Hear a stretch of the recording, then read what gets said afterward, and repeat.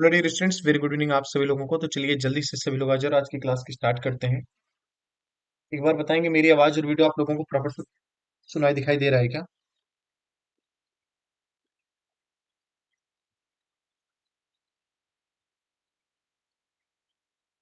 हे Preeti, Shashi, good evening.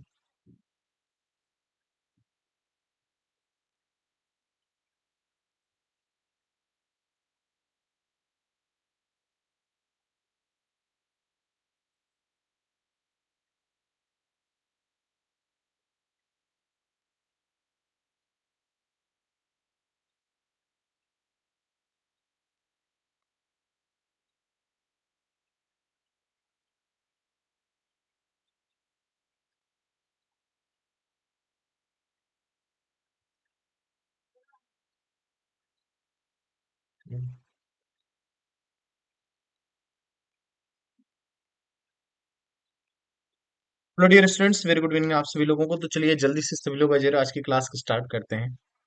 Actually बच्चों ना, मैं क्लास स्टार्ट कर दिया था। ये मैं ट्रांजिशन करना भूल गया था। ट्रांजिशन करना होता है, ट्रांजिशन करना भूल गया था, तो मुझे लगा शायद क्लास स्टार्ट हो गई है। अभी आपका कमेंट देखा कवशिश, तब समझ में आया, अच्छा कुछ गड़बड़ है। ठीक है, चलो स्टार्ट कर दिया था, लेकिन ट्रांजिशन करना भूल गया था। हेलो, अब आवाज क्लियर है आप लोगों को? शुरू करते हैं। लास्ट क्लास में हम लोगों ने ट्रांसपोर्ट का देखा था, और हमने उसमें आपको हाईवे बताए थे, कौन कौन से नेशनल हाईवे हैं और क्या क्या उसमें इंपॉर्टेंट है, वो चीज मैंने आपको बताया था याद करने के लिए। ठीक है। हाँ, पता है मैंने आप लोगों का कमेंट देखकर पढ़ भी दिया था, लेकिन उसमें ट्रांजिशन नहीं किया था, तो इसलिए दिख नहीं रहा था।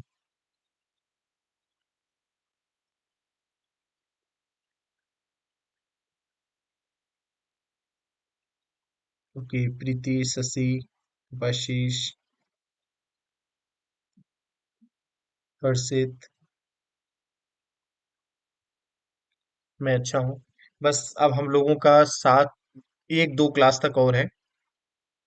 और मैं आप लोगों को बोल दूं, कल आप लोगों की क्लास नहीं हो पाएगी। रीजन इसका ये है क्योंकि मैं कल थोड़ा सा बाहर जा रहा हूँ, जिसकी वजह से मैं अवेलेबल ही नहीं रहूंगा। तो चाहे वो एनडीए हो, सीडीएस हो, कोई सी भी क्लास में कल ले नहीं पाऊंगा। ठीक है, तो ट्रांसपोर्ट के दूसरे पार्ट पे आते हैं।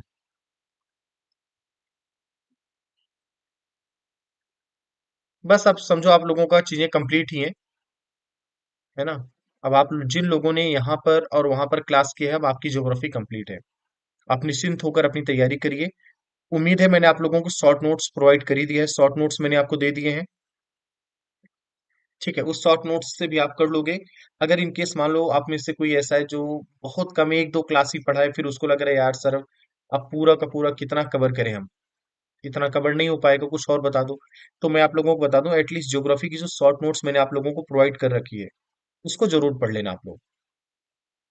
ठीक है, और जिन लोगों ने ये पूरा का पूरा ज्योग्राफी पढ़ रखा है, थ्योरी कंप्लीट कर रखा है, वो भी शॉर्ट नोट्स एक बार देख जरूर लेंगे। उसमें से ये शॉर्ट नोट्स आपके लिए बिल्कुल, अगर आपने ये सारी सारी चीजें समझ रखी है, तो शॉर्ट नोट्स आपके लिए बहुत काम करेगा। ठीक है, आपको बहुत सारी चीजें ऐसी होंगी, हो सकता है आप पेपर देने जाओ और सारे के सारे क्वेश्चन शॉर्ट नोट्स से आ जाए। तो इसमें मैंने बहुत मेहनत किया था। तो आप इसका यूज जरूर कर लेना। ठीक है।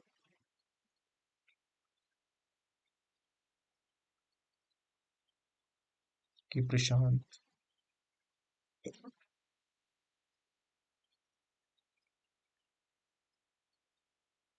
बहुत बड़ी कपासी। ठीक है, तो चलो आप आगे परिवहन को शुरू करते हैं।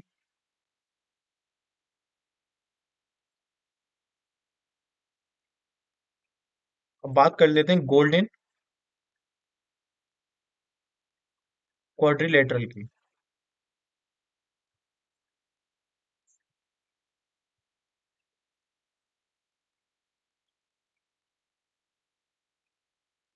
स्वर्णिम चतुर्भुज।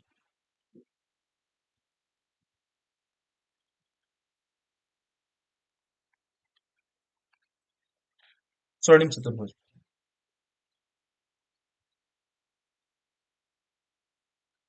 ठीक है, तो गोल्डन क्वाड्रिलेटरल में इसमें स्वर्णिम चतुर्भुज नाम में ही सब कुछ क्लियर है। ये चार महानगरों को जोड़ता है। तो आपसे क्वेश्चन एग्जाम में पूछा जाएगा, बताओ स्वर्णिम चतुर्भुज किसको जोड़ता है? तो ये स्वर्णिम चतुर्भुज, इसकी लंबाई 5,846 किलोमीटर है। टोटल 6 से लेकर 8 लेन का। यह भारत के 4 महानगरों को जोड़ता है।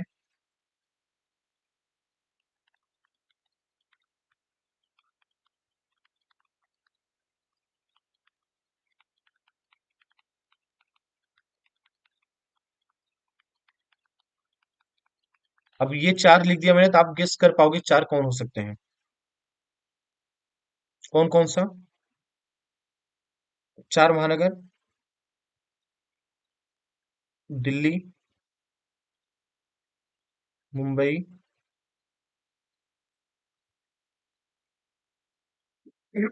चेन्नई और कोलकाता को जोड़ता है।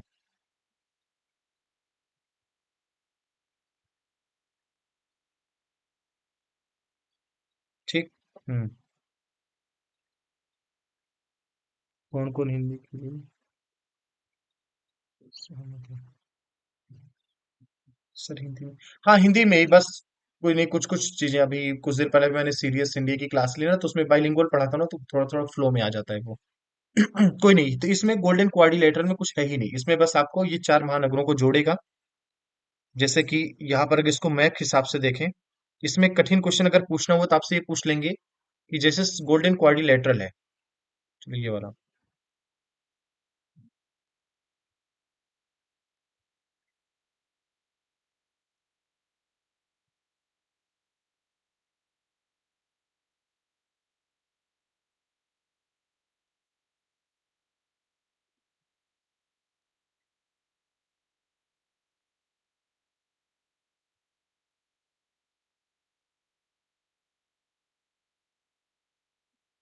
ठीक है।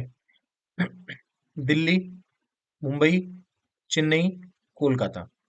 आपसे पूछ सकते हैं क्वेश्चन, बताओ कौन सा सबसे लंबा ब्रांच होगा? दिल्ली, मुंबई, चेन्नई, कोलकाता। तो जो कोल चेन्नई से कोलकाता वाली शाखा है ना, ये सबसे लंबी है। ये सबसे लंबी है, फिर ये है, फिर ये है, फिर ये है। तो ये बिल्कुल आप ऐसे घूम जाओ, यही हो जाएगा। तो चेन्नई से कोलकाता, ये जो ब्रांच है गोल्डन क्वाड्रिलेटरल की, ये जो स्वर्णिम चतुर्भुज की शाखा है, जो चेन्नई कोलकाता के बीच में है, ये सबसे लंबी है। आप अगर इसको देखेंगे यहाँ पर प्रॉपर,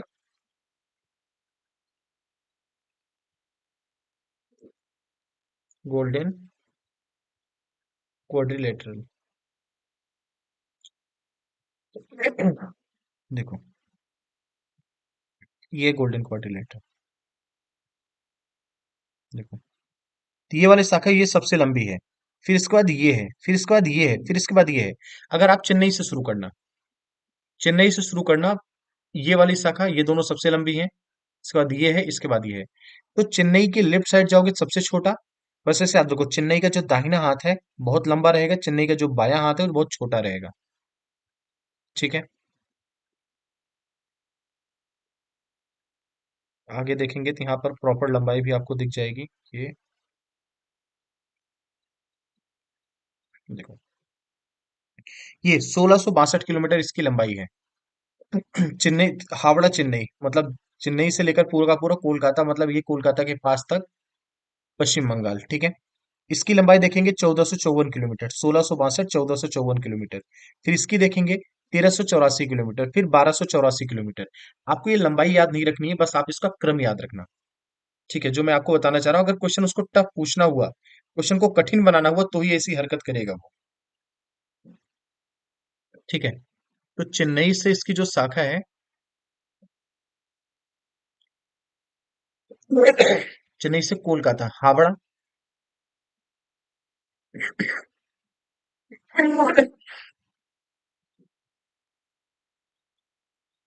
सबसे लंबी।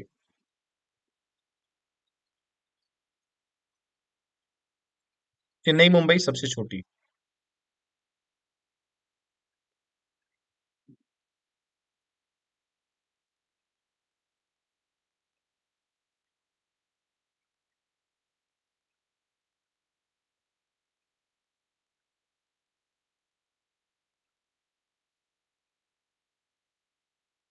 चलो, मुझे लंबाई तो याद नहीं है, मैं देख के ही लिख देता हूँ।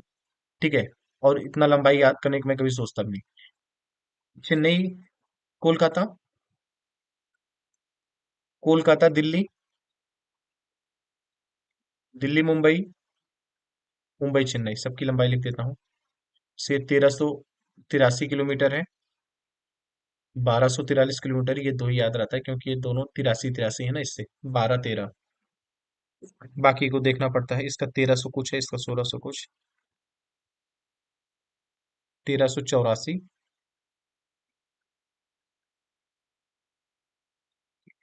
हम्म, ये 1454, 1662। 1454, 1662। 1383, 1384 था ना।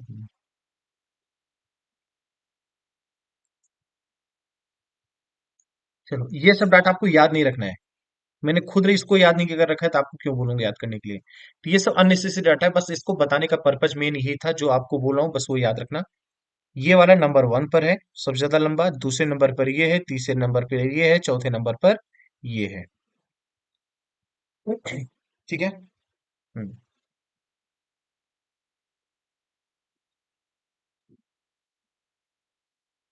बाकी थोड़ा बहुत लंबाई उम्बाई इधर उधर हो जाएगी। अब ये डाटा यहां से मैंने लिया है, तो हो सकता है कुछ।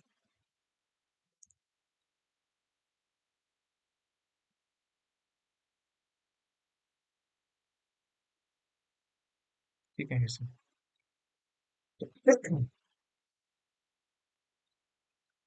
चलो, तो यहाँ पर गोल्डन क्वाड्रिलेटरल हो गया, जो मैं आपको समझा रहा था। इसका उद्देश्य भारत के चार महानगरों को जोड़ना था, दिल्ली, मुंबई, चेन्नई और कोलकाता।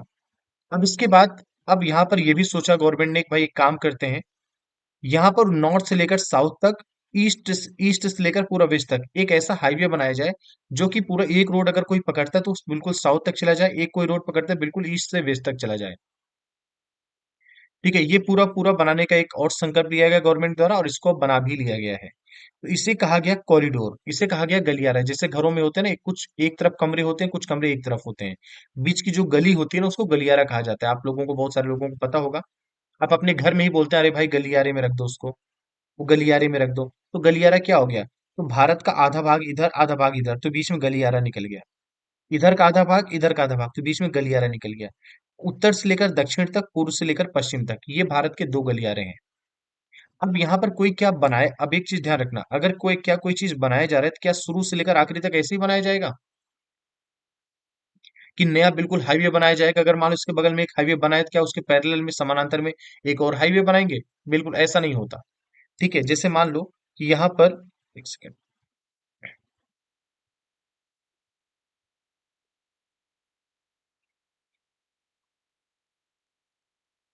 हम बात करें कॉरिडोर की।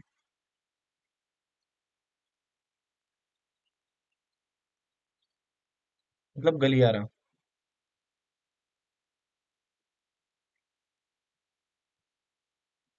कैसा गलियारा?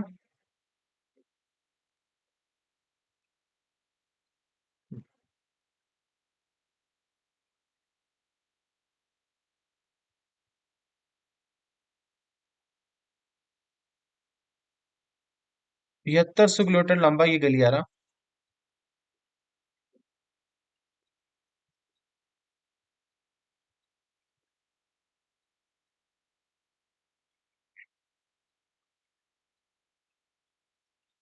यहाँ से लेकर यहाँ तक, यहाँ से लेकर यहाँ तक, ये पूरा ये। क्या ये पूरा नया रोड बनाया गया? नहीं। अब जैसे मान लो यहाँ पर NH7 जा रही है, NH7 जा रहा है, तो क्या करेंगे, जैसे यहाँ बीच बीच में जो गैप है ना, वहां पर हाईवे बना दिया, और बाकी पूरा का पूरा हाईवे NH7 के ऊपर ही चला दिया। तो जब भी हम कुछ ऐसा कंस्ट्रक्शन करते हैं, तो इसका मतलब ये नहीं होता कि हम नया रोड बनाते हैं, ऐसा बिल्कुल भी नहीं है। जब वहां पर ऑलरेडी हाईवे बना हुआ है, तो हमें हाईवे की जरूरत नहीं है। हम उसी हाईवे से लाकर जोड़ देंगे। बल्कि हम करेंगे क्या, अगर हमारा इसका टारगेट है कि हमें जो है 6 लेन बनाना है, तो कहीं 4 लेन बने तो उसको हम 6 कर देंगे, सड़कों को चौड़ा कर देंगे। ये सब चीजें होती हैं। पूरा फ्रेश से रोड नहीं बनाया जाता। जहां पर रोड होगा ही नहीं, बस वहां पर रोड बनाए जाते हैं, हाईवे को जोड़े जाते हैं।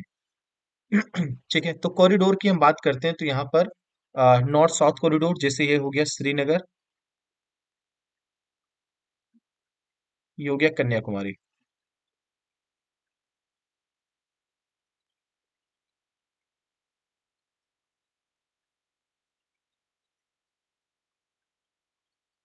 ये ये पश्चिम वाला है, यहाँ पर है पोरबंदर,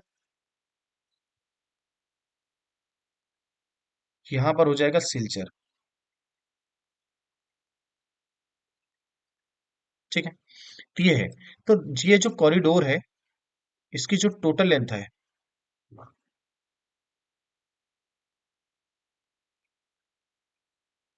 जो टोटल लेंथ है इसकी मतलब कुल लंबाई,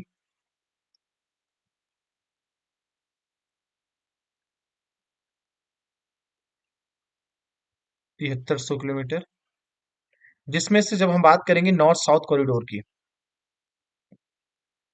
मतलब उत्तर दक्षिण गलियारा,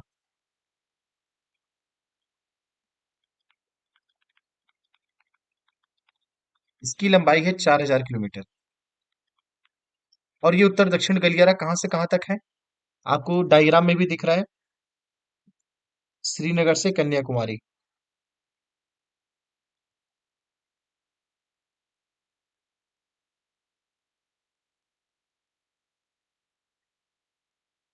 ठीक है, श्रीनगर से कन्याकुमारी। ये एक दूसरे को काट कहाँ रहे हैं ये,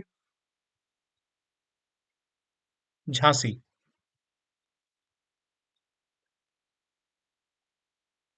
झांसी।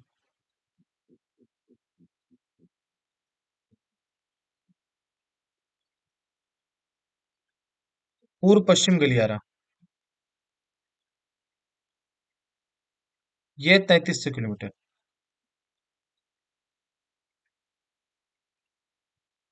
ठीक है, पूर्व पश्चिम गलियारा इसमें क्या है, सिलचर कहाँ पड़ेगा, ये पड़ेगा आसाम में, पोरबंदर गुजरात में,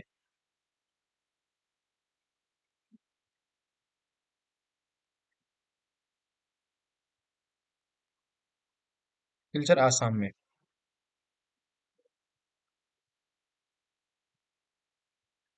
पोरबंदर गुजरात। ठीक है, लंबाई 33। मैं आपको फिर से बोल रहा हूँ, लंबाई पर ध्यान नहीं देंगे। ठीक है, मैं आपको पढ़ाने के लिए बस ये बता रहा हूँ, इसका मतलब ये नहीं कि आपको लंबाई में ध्यान रखना है। वैसे कॉरिडोर का याद करना मुश्किल नहीं, 4000 3300 ये तो याद हो जाएगा आसानी से। बट एक क्वेश्चन है जो बहुत बार एग्जाम में पूछा गया है, वो ये कि नॉर्थ साउथ कॉरिडोर, उत्तर से दक्षिण गलियारा और पूर्व से पश्चिम गलियारा एक दूसरे को कहाँ पर काटते हैं। तो ये कहाँ काटते हैं, झांसी में।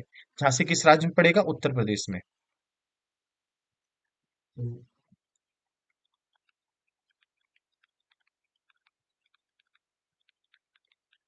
उत्तर दक्षिण और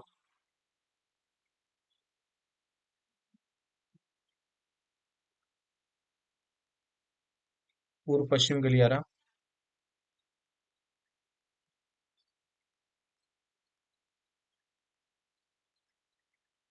एक दूसरे को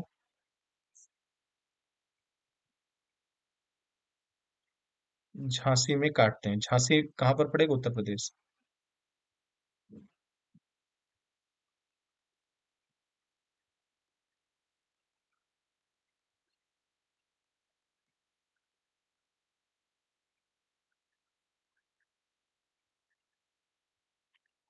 ठीक है, ये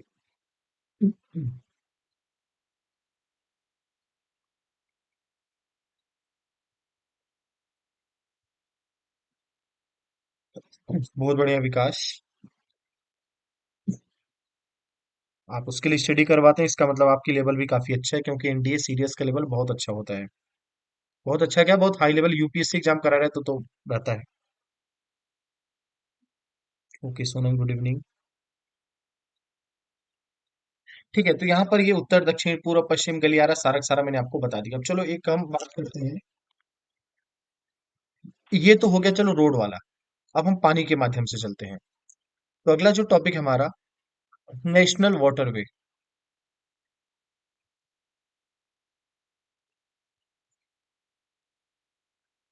क्या मुझे कोई बताएगा भारत में राष्ट्रीय जलमार्ग की कुल संख्या कितनी है।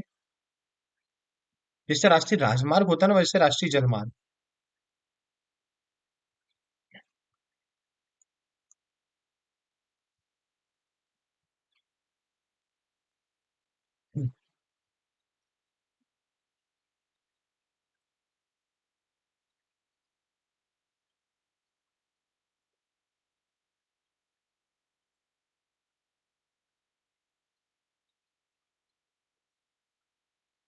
शशि कुमारी, इतना निराश होने की जरूरत नहीं है। अभी एज क्या ही होगी आपकी। ठीक है।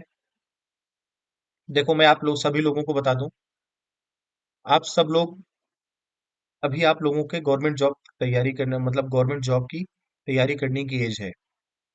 ज्यादा एक्सक्यूज या फिर किसी भी तरह की निराश होने की जरूरत नहीं है। अभी आपने लाइफ इतनी भी नहीं देखी है कि आप अभी से निराश होना सीख लो। ठीक है। आपको क्या लगता है, आप यहाँ से एग्जाम निकाल लोगे, गवर्नमेंट जॉब का सिलेक्शन हो जाएगा, तो क्या आपकी जिंदगी भर की टेंशन खत्म हो जाएगी? याद रखना, जिंदगी में कभी भी टेंशन खत्म नहीं होती है। चाहे आप गवर्नमेंट जॉब ले लो, अगर आईएएस पीसीएस बन गए तो आपको जो है इतनी टेंशन होती है कि भाई यहाँ पर नेताओं का प्रेशर, वहां पर कोई नेता आगे वो धमका कर चला गया, कोई गुंडा है वो धमकी देकर चला गया। 50 तरह की चीजें होती हैं। हाँ, जरूर आपके पास पावर होता है, लेकिन जब आपके पास ज्यादा पावर होता है ना, उसके बाद भी कोई आपके ऊपर आके धमका के आपको चला जाए, फिर आपको लगता है यार क्या ही है ये। तो आप याद रखना, टेंशन कभी जिंदगी में खत्म नहीं होती है, और बात होती है जिंदगी खत्म करने की, ऐसा कुछ करने की जरूरत नहीं पड़ती है अगर आप सही तरीके से सोचोगे तो। आपको क्या लगता है, बस यहाँ पर आपके पास यूपी पुलिस है, दिल्ली पुलिस है, और भाई एसआई का एग्जाम होता है, बाकी तैयारी करते रहो। ठीक है। इसमें क्या आपको क्या लग रहा है कि भारत में जितने सारे लोग हैं सारे गवर्नमेंट जॉब ही कर रहे हैं?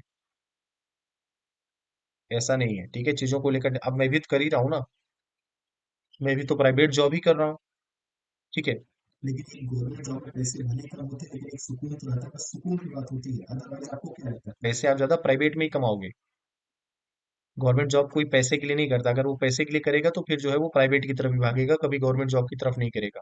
और भी पैसे कमाने को तो प्राइवेट जॉब भी नहीं, फिर वो अपना बिजनेस ओपन करेगा। बिजनेस वाले सब ज्यादा कमाएंगे, फिर प्राइवेट जॉब वाले, फिर उसके बाद गवर्नमेंट जॉब वाले। ठीक है। तो गवर्नमेंट जॉब लोग सुकून के लिए करते हैं, तो यहाँ पर मैं आपको यही बोलूंगा कि आप अगर देखो अभी आपके पास टाइम है, आप सही ढंग से जब तक आपके सारे अटेम्प्ट ना खत्म हो जाए, आप मेहनत करते रहो, मेहनत करते रहो। ठीक है। अभी एक मूवी आई थी, 12th फेल, जाके इस मूवी को देखना।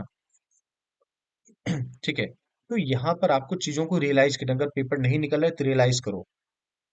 ठीक है। पेपर नहीं निकल रहा है तो रियलाइज करो। जैसे देखो, अगर आपको पता है कि आपका ये सब्जेक्ट अच्छा है, आपके पास नोट्स बने हैं, तो उसको दोबारा से फ्रेश पढ़ने की जरूरत कभी नहीं है, उसको बस आप रिवीजन करिए। अब आप कहीं पर एग्जाम दे रहे हैं, आप एग्जाम दे रहे हो, देख रहे हो यार मैंने पूरा का पूरा ज्योग्राफी पढ़ लिया, इसमें तो ये क्वेश्चन आगे मेरे से बना ही नहीं, तो आप फ्रस्ट्रेट मत होना।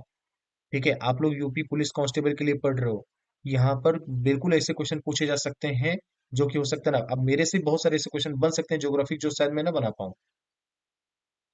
फैक्चुअल क्वेश्चन की बात करूँ, कॉन्सेप्ट वाइज नहीं, कॉन्सेप्ट तो मैं बना ही लूंगा, लेकिन जो फैक्चुअल क्वेश्चन होंगे, कुछ ऐसे क्वेश्चन हो सकते हैं जो मैं ना बना पाऊँ।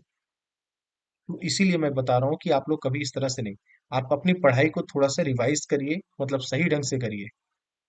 और अगर आपका एक बार लेवल बन गया है ना, तो लेवल आपका गिरना नहीं चाहिए।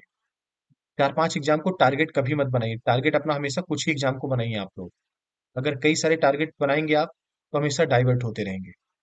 ठीक है। और हमेशा शेड्यूल के अकॉर्डिंग पढ़ाई करिए, रैंडम पढ़ाई कभी नहीं। चलो अभी ये पढ़ लिया, फिर चलो अच्छा ये पढ़ लिया, आज मैं 10 घंटे पढ़ लिया, कल 1 घंटे पढ़ रहा हूँ, परसों पढ़ ही नहीं रहा हूँ, हमने तो परसों 10 ही घंटे पढ़े थे, तो आज पढ़ने की जरूरत ही नहीं है।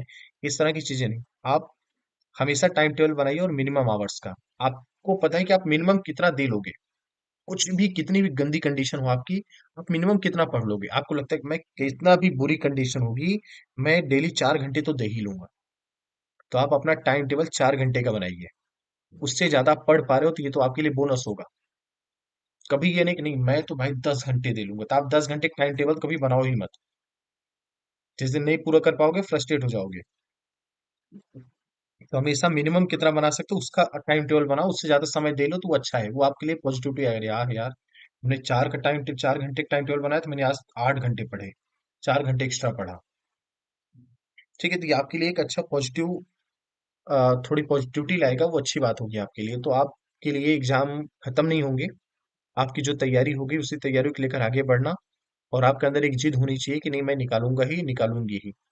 ठीक है। वो चीज आपको करना ही पड़ेगा, और इतनी जल्दी हार नहीं माना जाता।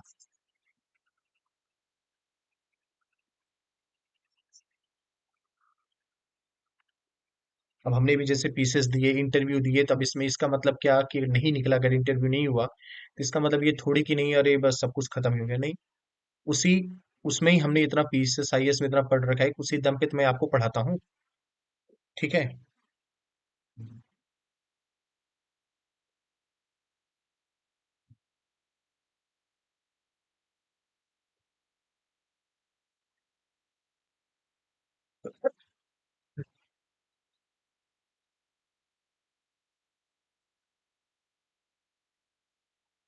हाँ कोई नहीं, कोई नहीं। हाँ, पेपर का टाइम कम है वैसे। अब आपका इसमें भी टाइम कम ही है, अब आपका जल्दी पेपर का मतलब ही खत्म हो जाएगा। देखो, नेशनल वाटरवे 205 नहीं, नहीं, नहीं, नहीं।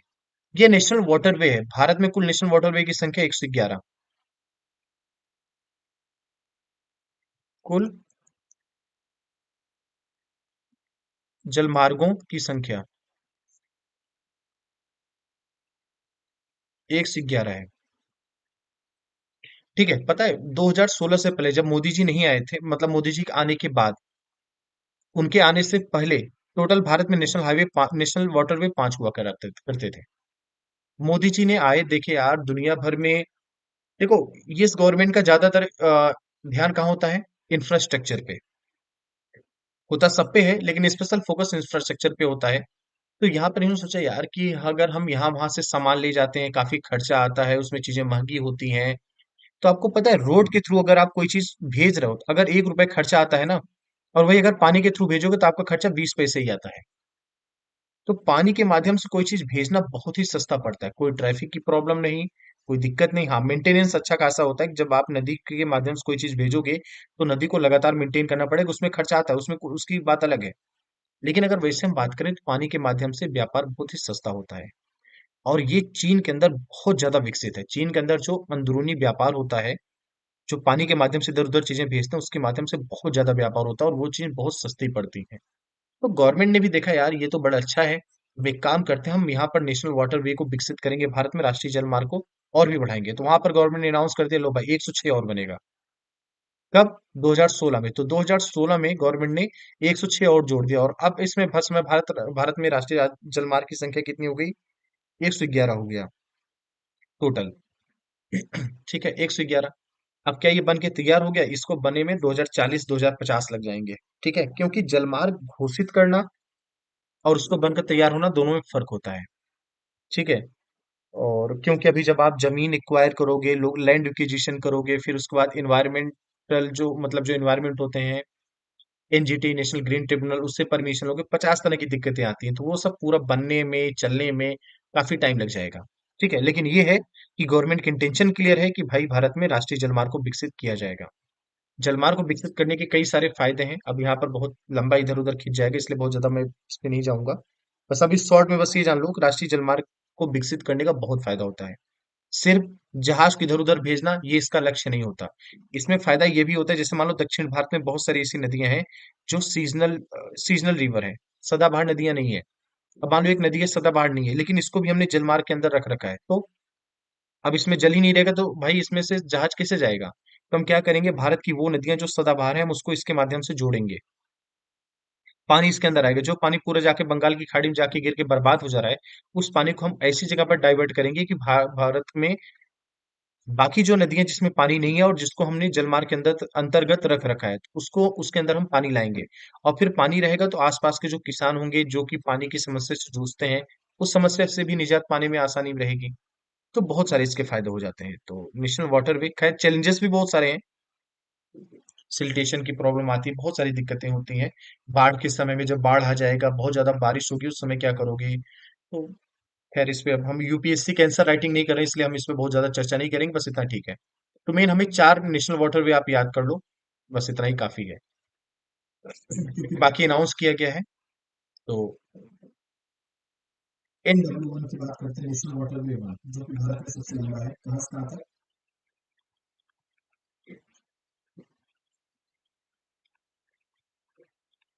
प्रयागराज से हल्दिया।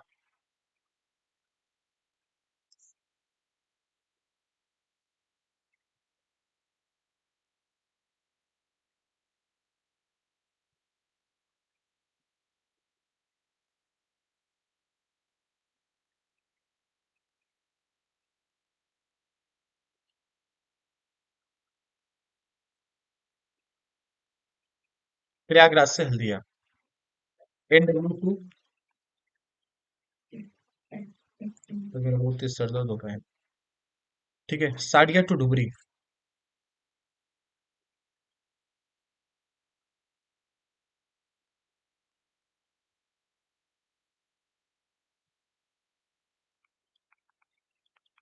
साडिया से ढुबरी दोनों आसाम में पड़ेगा।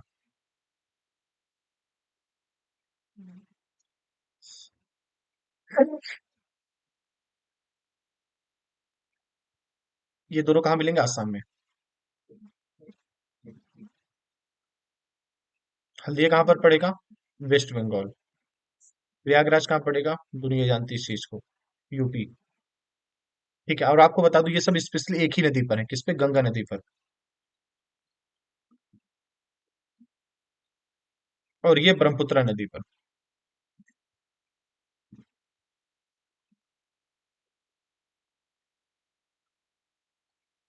ब्रह्मपुत्र नदी।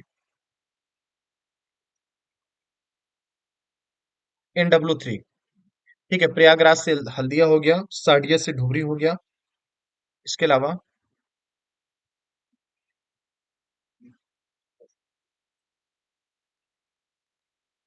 टपुरम से कोल्लम।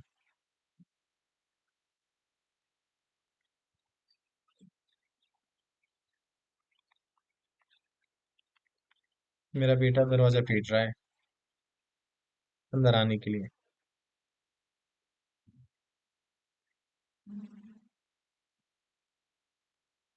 ये दोनों कहाँ मिलेंगे? केरल में।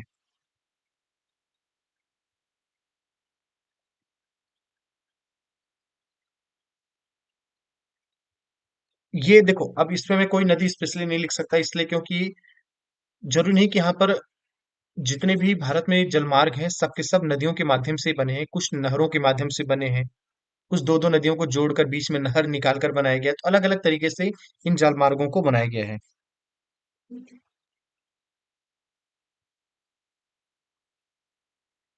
थैंक यू हर्षित। आप लोगों की ये बातें काफी ज्यादा मोटिवेट करती हैं मुझे भी। जैसे स्टूडेंट का मोटिवेशन होता है, वैसे एक टीचर का भी मोटिवेशन होता है, एक अच्छा फीडबैक। हाँ सर, यूपी, बिहार, झारखंड, पश्चिम बंगाल, ठीक है। हाँ, ये भारत का सबसे लंबा राष्ट्रीय जलमार्ग है, NW1, मतलब राष्ट्रीय जलमार्ग एक।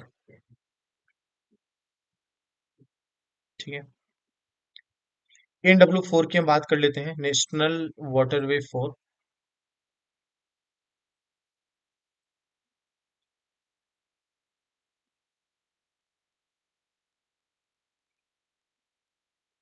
काकीनाडा से लेकर पुडुचेरी।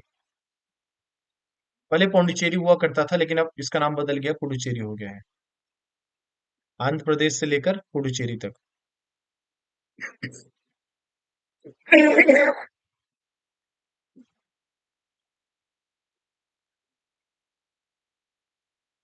ठीक है, काकीनाडा से लेकर पुडुचेरी तक। ये हो जाएगा आपका NW4। इसमें भी कोई स्पेशली एक वाटरवे, एक जलमार्ग नहीं है। ठीक है, मतलब एक कोई नदी नहीं जिससे मैं इसमें मेंशन कर पाऊँ। आपको जैसे अगर यहाँ पर नेट पे नॉर्मली सर्च भी कर दें,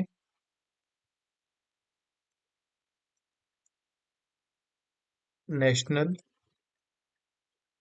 वाटरवे 4, कुछ ऐसे ही है। ये पूरा पूरा किनारे किनारे चलता है, यहाँ से पूरा। ये इसके कई जगह से निकलते हैं, जैसे यहाँ से निकलेगा, यहाँ से निकलेगा, यहाँ से निकलेगा, देखो ये काकीनाडा है ये। ठीक है, यहाँ से निकलेगा, तो इसके कई ओरिजिन अलग लिख सकते हैं, एक ब्रांच यहाँ से यहाँ तक आती है, एक ब्रांच यहाँ से यहाँ तक, यहाँ से यहाँ तक। तो यहाँ से लेकर पूरा यहाँ तक मैंने बताया, पुडुचेरी तक। ठीक है, ये लिखा है ना ये, काकीनाडा से पुडुचेरी। ठीक है, यहाँ पर कैनाल के माध्यम से जोड़ा गया है, ठीक है ना, लिखा है ना, Kakinada Puducherry canal system integrated with river Godavari and Krishna. मतलब इसमें गोदावरी नदी को भी जोड़ा गया है, कृष्णा नदी को भी जोड़ा गया है, और इसमें एक नहर का भी यूज किया गया है। इसलिए मैंने बोला कि मैं पर्टिकुलर कोई एक नदी यहाँ पर मेंशन नहीं कर सकता। ठीक है, देखो जैसे यहाँ पर ये, यहाँ से यहाँ तक जो लाया गया है, इसको गोदावरी के माध्यम से। ठीक है, यहाँ गोदावरी नदी के माध्यम से, यहाँ से ले यहाँ तक लाया गया जो कृष्ण नदी के माध्यम से। और यहाँ से यहाँ तक, यहाँ से लेकर यहाँ तक क्या है? ये काकीनाडा कैनाल है। ठीक है, फिर देखो ये अलग अलग, एलुरु कैनाल हो गया। ठीक है, फिर इसके अलावा देखो यहाँ पर बकिंघम कैनाल हो गया। ये बकिंघम कैनाल एग्जाम में पूछा गया किस राज्य में थे, तमिलनाडु में पड़ता है ज्यादातर हिस्सा इसका। तो ये सब जो है पूरा का पूरा नहर माध्यम, देखो यहाँ भी नहर है, कैनाल देखो, ये कैनाल है, ये कैनाल है, ये भी बकिंघम कैनाल, ये भी कैनाल है पूरा। एक बकिंगम पैलेस है जो ब्रिटेन मिलेगा आपको, एक ये बकिंगम कैनाल है। ठीक है, तो ये पूरा का पूरा, तो यही चीज मैं आपको समझा रहा था कि जलमार्ग की जरूरत, जरूरी नहीं कि हर कोई जलमार्ग में आपको नदी ही पूरी मिलेगी, ऐसा नहीं है। बहुत सारे आपको जलमार्ग ऐसे मिलेंगे जहां पर नदियां भी आपको दिखेंगी, क्योंकि ये सब, तो ठीक है, टोटल भारत में ऐसे करके 111 जलमार्ग बनाए जा रहे हैं। ठीक है, तो इसमें हमें ये चार जो मतलब जो बन चुके हैं उसकी हम बात कर रहे थे, बाकी अभी यहाँ पर सब अंडर प्रोसेस में है। अभी सब वो चीज बन रहा है, और बनकर तैयार होगा जब देखा जाएगा, और जरूरी नहीं कि बनकर तैयार हो गया, बहुत अच्छे से चल रहा है। प्रयागराज से हल्दिया कौन सा बहुत अच्छा नेशनल वाटरवे चल रहा है। ठीक है, तो क्योंकि नदियों को मेंटेनेंस भी काफी ज्यादा स्ट्रिक्ट तरीके से किया जाता है, क्योंकि जहाज चलाने के लिए बहुत जरूरी होता है कि नदियां, नदियों की गहराई होनी चाहिए। पता लगा आप जहाज लेकर जा रहे हो और एक जगह बहुत ज्यादा रेत जमा हो गया है, उस वहां पर गहराई बहुत कम होगी, जहाज जाके फंस गया, तो जितने को आप खर्चा बचाने के चक्कर में थे उससे ज्यादा कहीं खर्चा उसको क्लियर करने में लग गया, तो जितने की मुर्गी नहीं उतने की मसाला हो जाएगा। तो इसलिए प्रॉपर उसको हमें बहुत अच्छे से सिस्टम को डेवलप करना पड़ेगा, तब जाके चीजें हो पाएंगी, ऐसे चीजें नहीं होती हैं।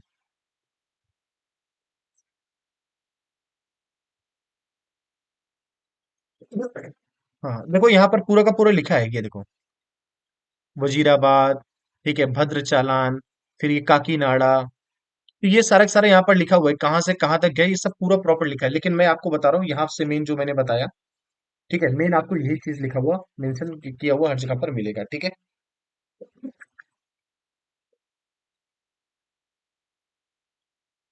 ठीक, चलो।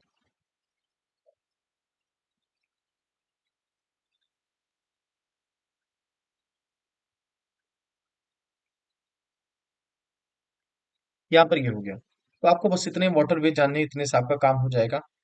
अब इसके अलावा देखो, मैं आप लोगों को और क्या बताऊंगा, नेशनल देखो, क्रॉप से रिलेटेड चीजें मैं आपको बताऊंगा, फॉरेस्ट से रिलेटेड चीजें बताऊंगा, और पोर्ट से रिलेटेड चीजें बताऊंगा। पोर्ट से क्वेश्चन बनते हैं यहाँ से, ठीक है, स्टैटिक जी के क्वेश्चन। लेकिन पोर्ट में मैं आपको इतना कुछ बता दूंगा ना, आप भारत का कोई से भी एग्जाम दे लोगे, सब में क्वेश्चन यहाँ से फंस जाएगा। ठीक है, और ये सारे के सारे मुझे एक क्लास ले जाएंगे। ठीक है, तो मतलब एक तरह से देखा जाए, जो मेरे अकॉर्डिंग था वो अगली क्लास में सब खत्म कर दूंगा। बचा अब एक कपल का जो मुझे याद आ रहा है, उन्होंने बोला था और वो छूट भी गया था। एक तो कॉन्टिनेंटल ड्रिफ्ट थ्योरी बच गया था, और प्लेट टेक्टोनिक थ्योरी बच गया था, हालांकि आपके एग्जाम के हिसाब से ज्यादा इंपॉर्टेंट नहीं है, लेकिन मैंने सिलेबस में इसको मेंशन कर रखा था, इसलिए मैं इसको पढ़ा दूंगा, कोई दिक्कत नहीं है। ठीक है, और इसके अलावा एक वाटरफॉल रह गया था, जलप्रपात। इसमें 6-7 वाटरफॉल है, उसको हम लोग देख लेंगे कौन सी स्टेट में कौन सी नदी पर है, क्या उसकी खास बात है। तो 6-7 वाटरफॉल देखेंगे बहुत है। ठीक है, वैसे भारत में देखेंगे तो हजारों वाटरफॉल आपको मिलेंगे, छोटे बड़े मिलाकर, जिसमें से कुछ फेमस होते हैं, वही हमें जानना है। ठीक है, तो बस इतना करेंगे, हमारा यहाँ पर टॉपिक कंप्लीट हो जाएगा। इसके अलावा अगर आप लोगों को कोई मटेरियल चाहिए होगा तो मैं आप लोगों को प्रोवाइड कर दूंगा, जैसे अगर आपको खनिज से रिलेटेड कोई मटेरियल चाहिए, कि खनिज में भारत का कौन सा रैंक है, क्या है, मतलब भारत का कौन सा रैंक है, ब्रिटेन मतलब एल्यूमिनियम किसका क्या रैंक है, आयरन में किसका क्या रैंक है, बॉक्साइड में किसका क्या रैंक है, अगर ये चीज, मैं आपको ये चीज प्रोवाइड कर दूंगा। बात एग्रीकल्चर की हम बात करें, कि हाँ इसमें किस जगह पर जो है ग्राउंड नट सबसे अधिक होता है, किस जगह पर गन्ना सबसे अधिक होता है, ये सब फसलों का जो क्रम है वो सब अगर आपको जानना होगा तो मैं आपको ये सारी चीज शेयर कर दूंगा, आप लोगों को भेज दूंगा।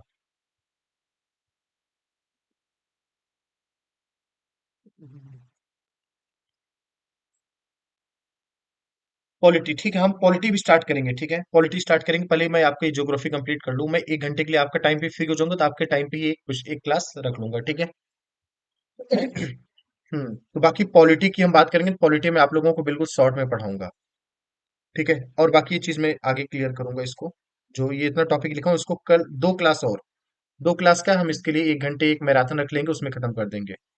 ठीक है, कल मैं रहूंगा नहीं, तो किसी दिन 2 घंटे की क्लास रखूंगा और ये दोनों एक साथ निपटा दूंगा। अच्छा एक चीज बताओ, देखो संविधान की सूरत में लगभग ऐसे ही करता हूँ। आप मुझे ये बताओ, अगर कोई व्यक्ति को फांसी दे दिया गया दफा 302 के तहत, ठीक है, आईपीसी की धाराएं लगाकर दफा 302 के तहत उसको क्या कर दिया गया, फांसी दे दिया गया, क्या ये संविधान में मेंशन है कि किसी व्यक्ति को दफा 302 के तहत फांसी दे दिया जाए? क्या संविधान ऐसा कुछ कहता है कि संविधान की धाराओं के तहत ऐसा फांसी दे दिया गया? क्या कुछ ऐसा संविधान में मेंशन होता है?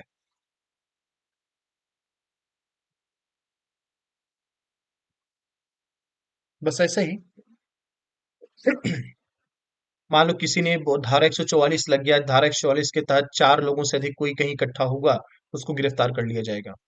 ठीक है, अगर आपने चोरी किया तो आपको ये सजा हो गई, आपने ये अपराध किया तो आपको ये सजा हो गई। क्या संविधान में ऐसा कुछ है?